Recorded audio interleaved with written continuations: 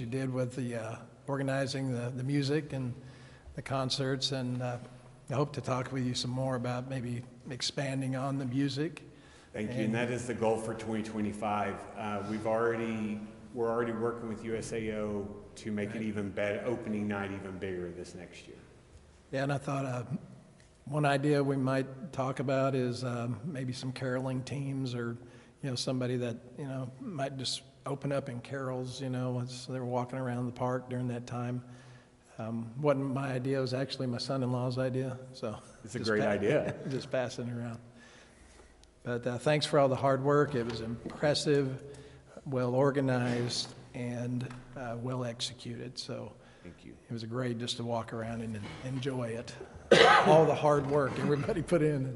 Yeah, and it's a community event, and so it could not happen without the volunteers, without the community that pull this event together. I'd also be remiss if I didn't recognize the Parks Department, their crew, those staff worked tirelessly to get that park ready, as well as an abundant number of volunteers that worked tirelessly to get that park ready. I mean, it is a community event and would not happen without the community. Yeah, and some guy named Chris Mosley was out there putting lights up. He was. I'm only plugging him because he's sitting back there. As long as the OSHA's not around. He owns the bridge. Yeah. He is the lighted bridge guy. Yes. Thank you. I had a question on how you document, who's out of town, who's out of state that comes through. It's all done through a program called Placer Labs. And so it's actually documented based off of cell phone data, and it can show where they come in from, as well as how long they stay. So the average duration was about 55 minutes that people are staying on average out at the park.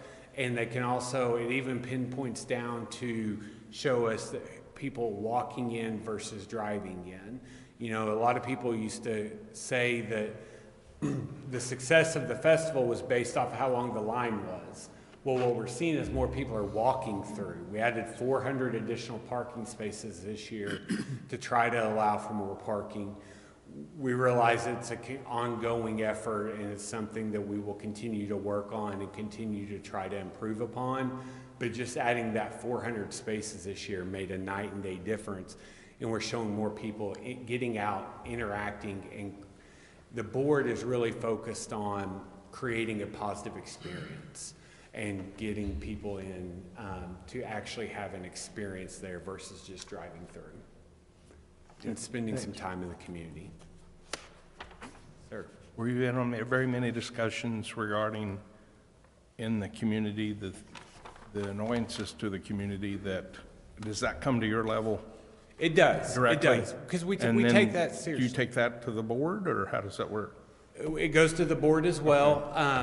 There was one intersection that was brought up several times, and we actually worked to mitigate that as much as possible. We put lights on signs. We made sure the barricade was in and out every day.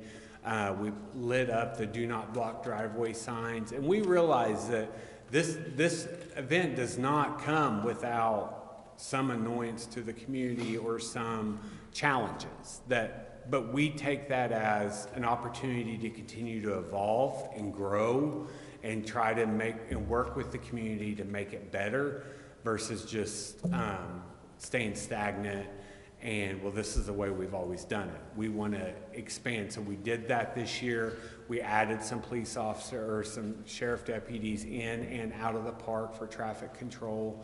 We lit up a couple of the do not block driveway signs with spotlights around the Grand and 9th Street, those side streets, and really tried to, again, accommodate as much as possible. What do you feel like the best way for a citizen to voice those concerns? Is that to go directly to you, or what do you recommend? That's definitely to reach out to our office, because I'm housed under the Chamber of Commerce umbrella, and so please reach out to that office. That's the best way to get to me and to get to our board, and that's the only way. We can't resolve an issue if we don't know there's an issue, and so I welcome that conversation so that we can, again, continue to make things better. Thank you and congratulations. Thank you.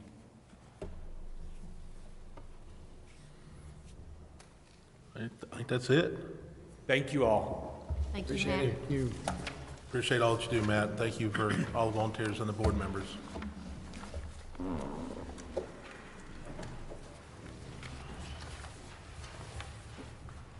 All right, item number 4, consent docket.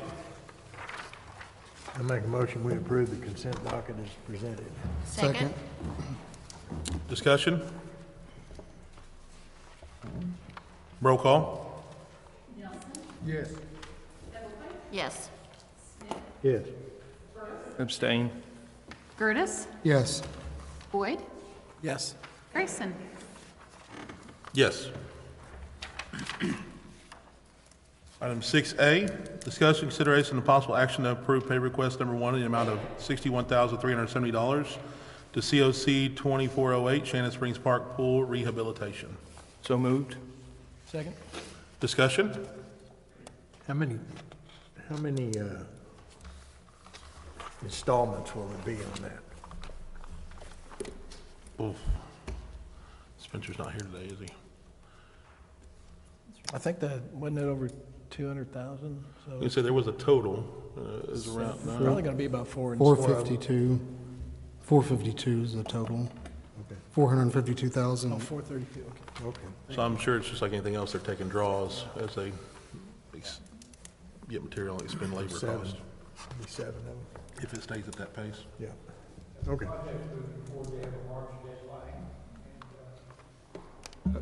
According to Spencer, they're right on time, and they should complete it on time, and the pool should be open. Okay. I know they're out there in the cold working on it. I saw them just the other day. Any more discussion? Roll call? Hebblethwaite, Yes. Smith, Yes. Burris, Yes. Gertis, Yes. Boyd, Yes. Nelson, Yes. Grayson. Yes. 6B, discussion, consideration, and possible action on a tort claim filed by Sarah Toentai. I'll make a motion that we deny the claim based on OMAG findings. Second. Discussion. I got a question. I mean, it doesn't really say what happened on the car. It says describe incident, see attached, and I didn't have anything attached.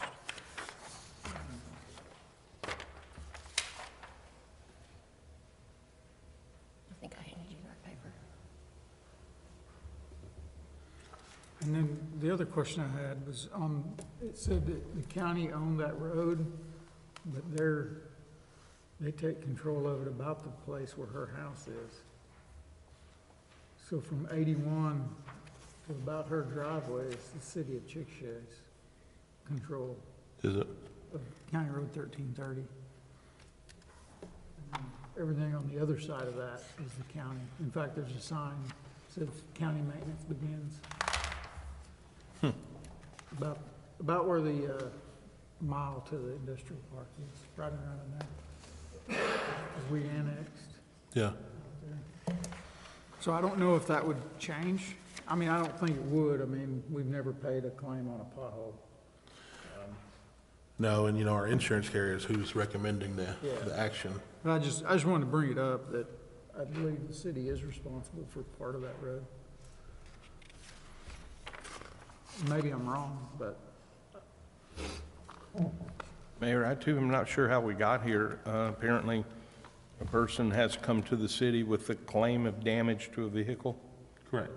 Okay, and the claim is, hey, I was only driving on your road, and that's why it hurt my car or whatever vehicle.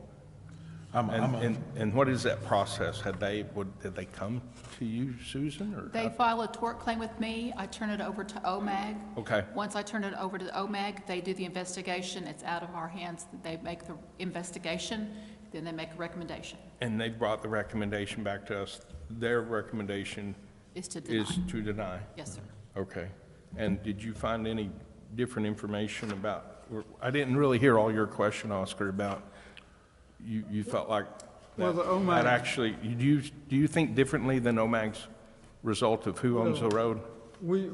we've never historically paid out on a damage from a pothole. I don't think, as long as I've been on the council, it's always been, we don't pay damages from potholes. But they're saying that County Road 1330 is owned by the county, in their letter here. And what I was saying is the county owns it from about where her driveway is west. From her driveway east to Highway 81, it's actually the city of Chickasha's property. They control the maintenance on it. In fact, they were out fixing potholes the other day. And they did a good job on it. So am I understanding, Oscar, that you're seeing things differently than what OMAC has reported back to us? Well, I'm just saying that County Road 1330 is not 100% owned by the county.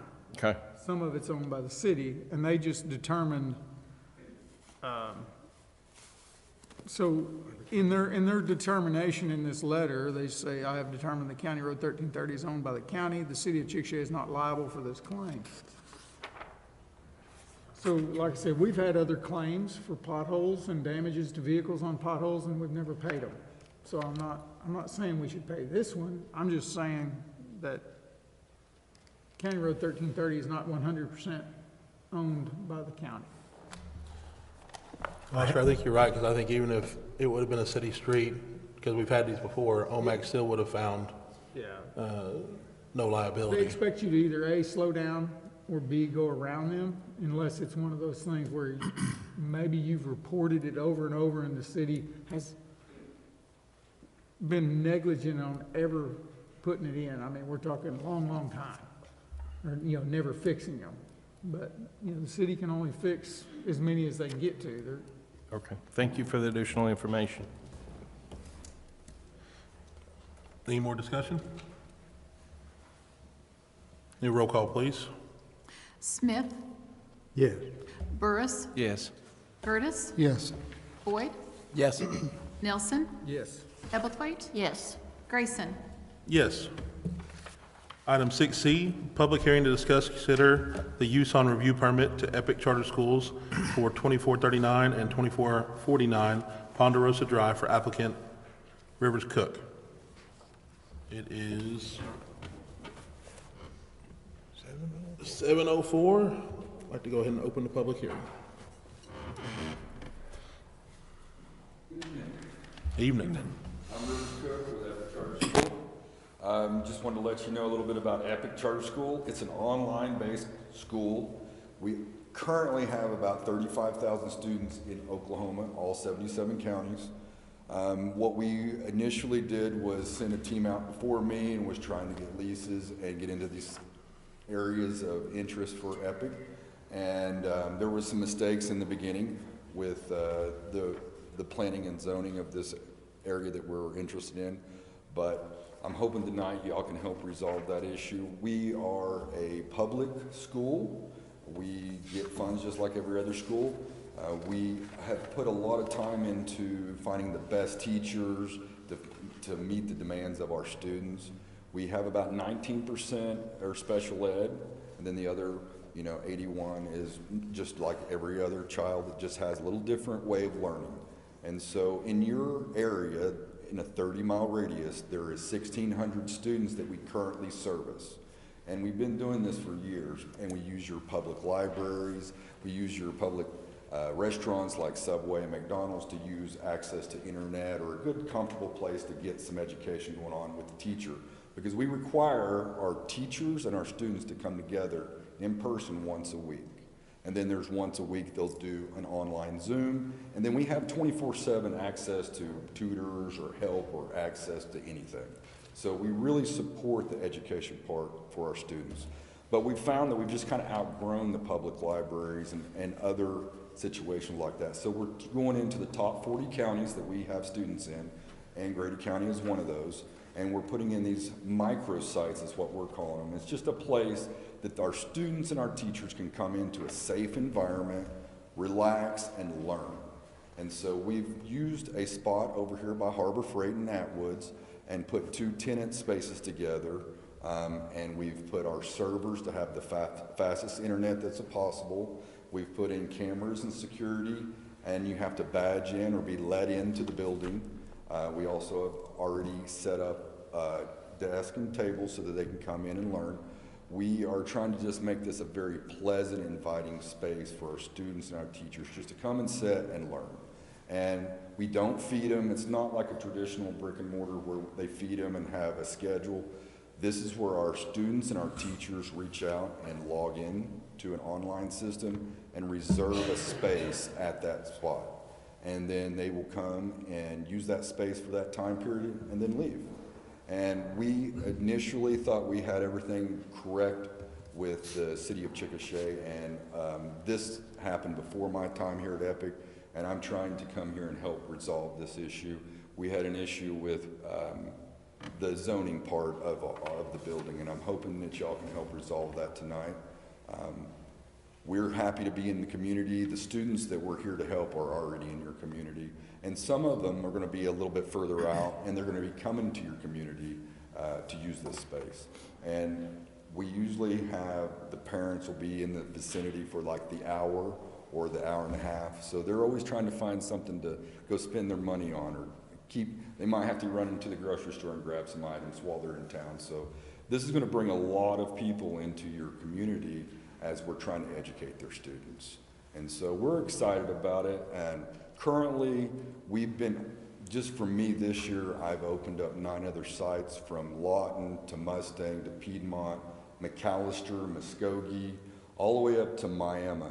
And we're working on some other sites. Like I was saying, we're trying to get into the top 40 counties to support our teachers and our students. And Grady County is where we're at today. We've actually already put all the stuff into the building. We've spent several $100,000 to get it up and ready and protected and safe for our students and our teachers. So we're just here tonight to help answer any questions for any concerns that you may have so that we can go ahead and make this correct and move forward. So if you have any questions, I'll be glad to answer. The 1,600 students you're talking about, is this going to be the service center for them? So it'll be an access point that they can reserve, but it only holds a certain amount of students, and if it's not available, they'll have to go to one of the other spots. Like I was saying, down at Lawton, we have a spot, and one up at Mustang. If these 3 places will not meet that accommodation, then they'll probably end up going back to the library. I was going to say, if you're up in Union City, which is in that 30-mile radius, you're better off to go to Mustang. Right. Yeah. Do you know how many kids are from Chickasha Public Schools? I do not know that exact number. I just don't have that on hand. I know that there's 1,600 students within a 30-mile radius. That's about down to Elgin and about 4 miles south of Mustang. So it's just a complete circle. How many will this location be able to accommodate at one time? I believe currently it's 150 students at a time, but we don't see that that's going to be a packed out house. They're really just going to be utilizing it as some one-on-ones and then some get-togethers for multi-teachers sometimes come together, and they'll have one teacher's really good at math and one's really good at English, and they split it up and bring 10 kids at once, and they separate out, do the 10 kids, and then they all leave. So it's really hard to say. I know Fridays are kind of a downtime. They don't have as many, but Monday through Thursday is going to be maxed out. Saturdays, we're now using that as an offer. We've set up some other programs to help other students that didn't make the education a priority and maybe didn't get their high school degree. So we're working with anybody that's 25 and younger to get that now. So we've opened up after hours up to 8 o'clock at night and Saturdays. How much does the government pay per student?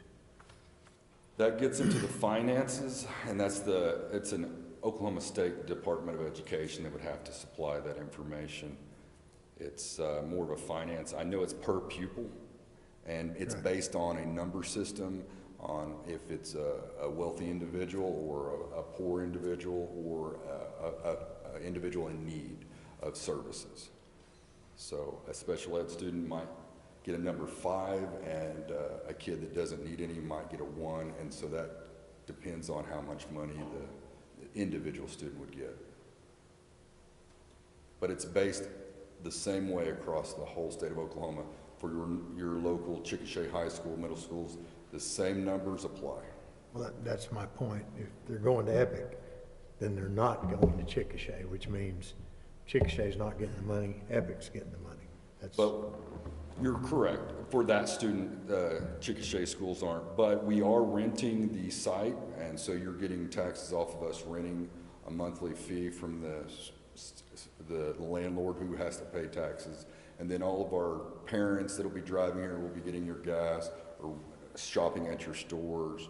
So, and like I was saying, the students are already in your community. They just felt that maybe there was another way for them to learn, and that the city of Chickasha's schools maybe not met their needs, and they've found that Epic really works for them.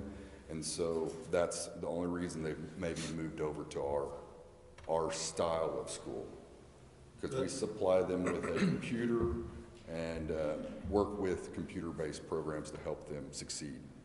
That's what I was going to ask. These are for students that are already enrolled in Epic, that are currently using it. No, we've had students in your community for probably about 10 years, and it's just we've gotten to a sizable number where we feel that it's time to start making them a safe space in each one of y'all's communities so that they can come and learn without having any distractions. And that's what we're finally at that stage. So can these students, they can't go, they can't do their school or do the same thing at their own home computer? So we supply them a personal computer so that there's no issue with that.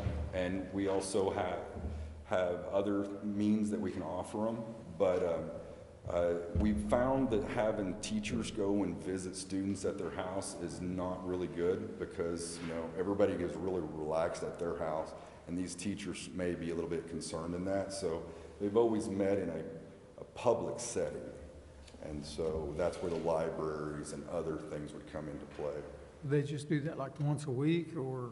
Yes, so we come and meet at these sites twice a year for testing, and then we do for any special needs that need to happen, but it's required to meet in person once a week with their teacher. And then once a week, they can do it by Zoom or another for phone calls or whatever meets their need, but once a week they have to meet in person for 1 hour. Could you speak a little bit about, I'm over here. Could you speak a little bit about the growth of Epic? The growth of Epic? So 2010, I believe, is when they started off, and it was a small set of students that started, and it's just grown over the years to the point where they're at 35,000 students, potentially pushing 40,000 students. I don't want to get too far involved with the discussion with that. You can find all that information out on Epic's website, epiccharterschools.org. Oh, no, I'm very familiar with Epic. We taught with the curriculum in our home, and it's a wonderful program. We are very excited to see that kind of investment that you guys are making here in Chickasha speaks volumes. So I know there's a lot of parents that are excited about it, and I'd love to see this go forward, and just a value-added program to their child, quality education. So appreciate what you're doing. I'm excited about it as well. My son was a student for 1.5 years, and it helped fill holes that otherwise he wasn't ready for high school.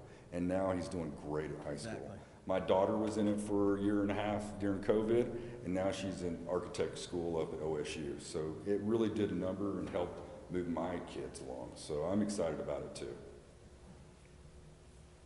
Are any local business development efforts to be credited to you choosing Chickasha? We just felt a need, and we were trying to fill it. And I know that we do reach out to the community once we get set in. I think we wanted to, we try to get involved with the boards and your council members, but we really need to get established in the building first before I think some of that actually starts. Thank you. Mayor, I think I have a follow-up question with staff on what about this proposed operation has prompted the use on review? What about their, What caused this today? yeah, So, Excuse me. Hi, yes, Mr. Burris. So a school is not allowed in C3 zoning. Oh, So okay. that's what the council is here to make a determination about. Is this an allowable use in C3? Like I said, in my notes here, when they came to get their building permit, they told us this was just gonna be an office. When we showed up for inspections, they had classrooms set up. And so I think we had a miscommunication. So they're already built out at this point. But when we went for our first inspection, we realized that it was classrooms. And so they needed to have permission to have a school educational facility in this zoning district. you don't see a danger or anything, or what's the spirit of the no schools in C3? Was that? It's not typical because we don't have that much parking, because if you were gonna have a Okay. high school over there, it's not like the big lot that we have at Chickasha High School. Okay. And it's not really set up for carpool line per se, and so a typical school that had everyone coming there every day, it wouldn't be appropriate. Thanks for addressing that. Now, Rachel, since this is a use on review, if they ever left that space and it became something else, it would revert back to C3, correct? Correct, we're not changing any zoning. This used to be the Kiowa Gaming Center, which was an office for the Kiowa Gaming Department. So yes, so as long as Epic is there, it can be used as such. When it changes back, it'll just be normal C3 allowances. Would you say the majority of your students are secondary school? Currently 19% are secondary, but some of that breakdown, if you want to give me some questions, I can come back with the exact answers, but my area is more with the construction side and with the building side, and so I don't want to misspeak with that. Right, I was just curious as to who is using Epic. It's K through 12, every Right. source. I was just wondering what the majority was, like whether it's gonna be elementary kids or high school kids or. It's going to be a blend of equally across the board. Okay. Any other questions? That's it? All right, Thank you. Thank you. Thank you.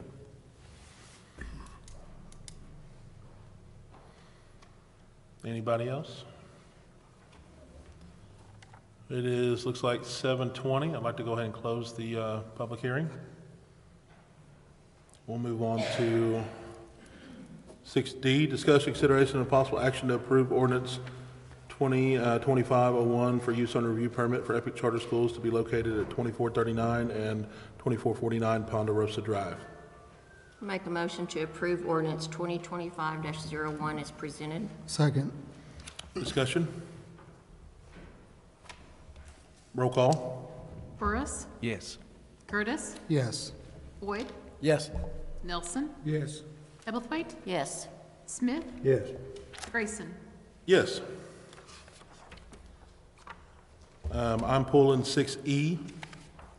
On it was my request to pull it. I would like a full council present when we vote on this, since it is such a big issue. Let's see, what do I want to do here? I would like to recess city council, and we'll come back to it to do the executive session. Do I need a vote on that? I'm sorry? I would entertain a motion. That we recess. I'll second. Discussion? Roll call? Boyd, Yes. Nelson, Yes. Ebblethwaite, Yes. Smith, Yes. Burris, Yes. Curtis, Yes. Grayson. Yes. We are recessed. I would like to call the Chickasha Municipal Authority to order. Need a roll call, please? Boyd, Here. Nelson, Here. Ebblethwaite, Here. Smith, Present. Burris, Here. Curtis, Here. Grayson. Here. Item 2, consent docket. So moved. Second. Just discussion. Roll call. Boyd, Yes. Nelson, Yes. Ebblethwaite, Yes. Smith, Yes. Burris, Yes. Curtis, Yes. Grayson. Yes. Item 4A, discussion, consideration, and possible action to approve a janitorial service contract with Commercial Cleaning Solutions LLC for an amount of $110,052 pursuant to the award of bid number CMA 2404. Make a motion that we approve the janitorial services contract with Commercial Cleaning Solutions LLC for an annual amount of $110,052 pursuant to the award of bid number CMA-2404. Second. Discussion. Roll call. Nelson, Yes. Ebblethwaite, Yes. Smith, Yes. Burris, Yes. Curtis, Yes. Boyd, Yes. Grayson. Yes. Item 5, motion for adjournment. So moved. Second. We're adjourned. I'd like to call the Chickasha Municipal Airport Authority to order. Need a roll call, please. Boyd, Here. Nelson, Here. Ebblethwaite, Here. Smith, Present? Burris, Here. Curtis, Here. Grayson. Here. Item 2, consent docket. Move we accept as presented. Second. Discussion. Roll call. Nelson, Yes. Ebblethwaite, Yes. Smith, Yes. Burris, Yes. Curtis, Yes. Boyd, Yes. Grayson. Yes. Item 4, motion for adjournment. So moved. Second. We're adjourned. I'd like to reconvene Chickasha City Council. Need a roll call. Boyd, Here. Nelson, Here. Ebblethwaite, Here. Smith, Here. Burris, Here. Curtis, Here. Grayson. Here. Item 7, executive session. 7A, discussion, consideration, and possible action to enter into executive session pursuant to Title 25 OS Section 307B. 3, to discuss pursuant appraisal of real property and to enter an executive session to discuss confidential communications between the city and the city's attorney concerning a pending investigation, claim, or action which the city, with the advice of the city's attorney has deemed to be the disclosure will seriously impair the ability of the city to process the claim or conduct pending investigation, litigation, or proceeding in public interest in compliance with this duty, confidentiality under the provisions of 25 OC Section 307B4. Chisholm Trail Development LLC versus City of Chickasha and the Chickasha Municipal Authority, Grady County, case number CJ 2021-230. Department of the Interior, Bureau of Indian Affairs, demand for damages relating to water pipeline right-of-way, legal proceedings related to acquisition of land for the water treatment plant, and 7B, consideration to reconvene the open meeting and take appropriate action on any matter discussed in executive session. Make a motion, we move to executive session. Second. Discussion? Roll call? Boyd, Yes. Nelson, Yes. Ebblethwaite, Yes. Smith, Right, yes. Burris, Yes. Curtis, Yes. Grayson. Yes. We're in executive session.